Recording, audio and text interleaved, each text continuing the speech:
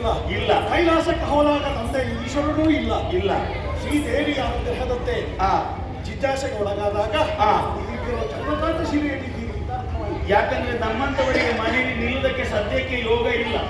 ಯಾವಾಗ ಯೋಗ ಕೂಡಿ ಬರ್ತದೆಯೋ ಅದಕ್ಕೆ ಬೇಕಾದಂತಹ ಸನ್ನಾಹವನ್ನು ಮಾಡುವುದಕ್ಕಾಗಿ ನಾವೀಗ ಇಲ್ಲಿ ಒಂದಾಗಿದ್ದೇವೆ. ಪ್ರಪಂಚದ ಯಜಮಾನನಾದ ನಿನಗೆ ಮನೆಯಲ್ಲಿ ಕುಳಿತುಕೊಳ್ಳುವುದಕ್ಕೆ ಆಗುವುದಿಲ್ಲ ಅಂತಾದ್ರೆ ನಿನ್ನ ಮಕ್ಕಳಾದ ನಾವೆಲ್ಲಿಗೆ ಹೋಗಬೇಕು? ಏನು ಮಾಡುದು? ಹಾಗಾಗಿ ನಿನ್ನ ಹಿಂಬಾಲಿಸಿ ನನ್ನ ಮಕ್ಕಳು ಅಂತ ನೀನು ತಪ್ಪಿಸಿಕೊಳ್ಬಹುದು. ಈಗ ಹುಟ್ಟು ಎಲ್ಲ ನಿನ್ನಿಂದಲೇ ಹೌದಲ್ಲ ಸೃಷ್ಟಿಕರ್ತ.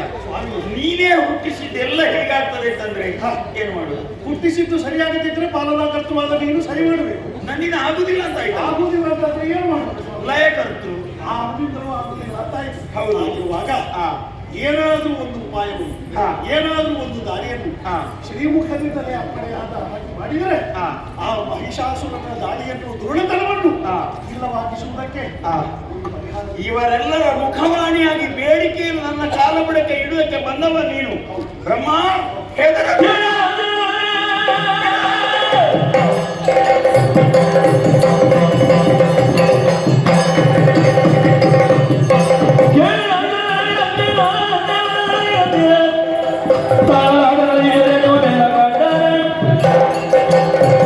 ಸೃಷ್ಟಿ ಸ್ಥಿತಿ ಲಯ ಪ್ರಪಂಚಕ್ಕೆ 3 ಕಾರಣಗಳಿಂದ ಯೋಗ್ಯತೆ ಹೆಚ್ಚುತ್ತದೆ ಎನ್ನುವುದು ಅಮ್ಮನ ಮಾತು.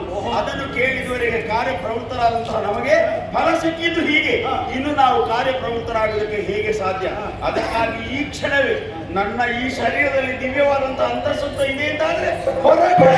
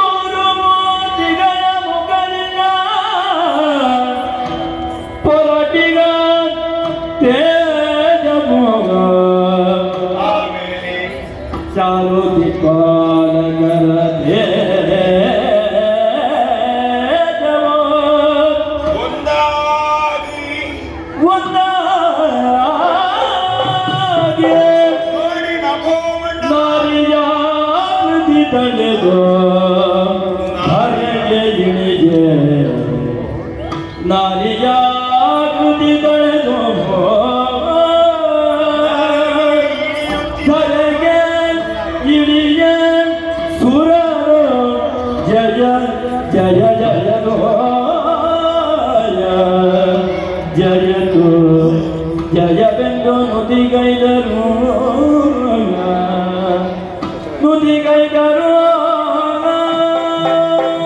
ಓ ಶಿವನೇ, ಬ್ರಹ್ಮದೇವ, ಇಂದ್ರಾದಿ ದೇವತೆಗಳೇ, ನಾವೆಲ್ಲರೂ ನಿಮ್ಮ ಅಂತಸ್ತವನ್ನು ಹೊರಗೆ ತೋರಿಸಿದಾಗ ನಭೋಮಂಡಲದಲ್ಲಿ ಒಂದಾಗಿ ಏಕರೂಪದಿಂದ ನಾರಿಯಾಕೃತಿಯನ್ನು ತಳೆದು ಧರೆಗೆ ಅನುಗ್ರಹ ಮೂರ್ತಿಯಾಗಿ ಕಾಣಿಸಿಕೊಂಡು ಇಳಿಯುವುದಕ್ಕೆ ಹೊರಟಿದ್ದಾರೆ ದಿವ್ಯ ಮಾತೆ.